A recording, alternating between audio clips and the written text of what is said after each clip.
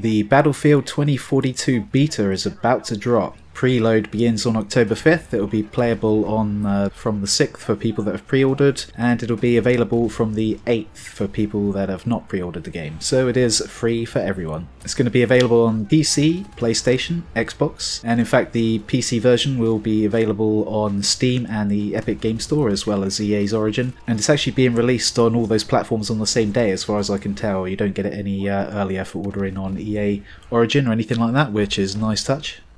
Battlefield 2042 sees a welcome return to the more modern style warfare that was seen in earlier Battlefield games. I played Battlefield 1 a bit and Battlefield 2, the World War II one. I played the open beta, but after playing the open beta I decided I didn't want to actually get the game. It seemed a bit too much like Battlefield 1, which I was not so into. Definitely preferred it when they did the Battlefield 3, Battlefield 4 style, more modern style warfare. But as it's 2042, it's a little bit in the future, which again is quite a nice setting.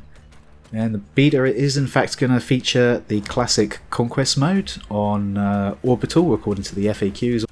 Orbital is a map where enemy fire and chaotic weather conditions can help or hinder your fight. Unfortunately, as is usually the case with open betas, the language will be English only. And of course, any progress that you make is not going to carry over to the final game when it releases.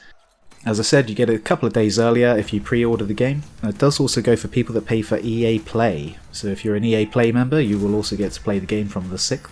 But the Battlefield Portal aspect that you may have seen advertised will not actually drop until the final game's release on the 19th of November, which is when it's due to come out on Steam, EA Origins, Epic Game Store, and PlayStation and Xbox. Battlefield 2042 does look like it's going to be pretty interesting actually. I'm definitely interested to check it out myself. Although I've been looking at the PC requirements and they're quite high. The graphics do look good in the game, which is good, of course, but yeah, it looks like it might need quite a heavy spec system as well. Maybe that will go down when the final game is released, but I don't know. It's likely to stay the same. The minimum requirements are a bit lower, but yeah, the recommended requirements: AMD Ryzen 7 2700X or Intel Core i7 4790. Which is pretty high really. Memory 16GB, video memory 8GB. Not too many graphics cards have got 8GB or more yet. And the recommended graphics card is in fact an NVIDIA GeForce RTX 3060, which is pretty beefy.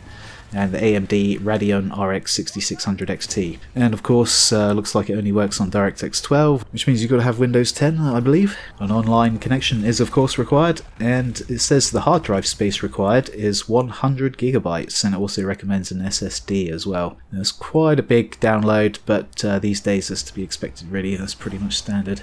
If you are in any way interested in this game, I highly recommend you check out the beta. As I said earlier in the video, it's the ideal way to get an idea if you actually want to buy this game or not. Anyway, I hope you found that useful and entertaining, and hopefully I'll see you next time. Take it easy.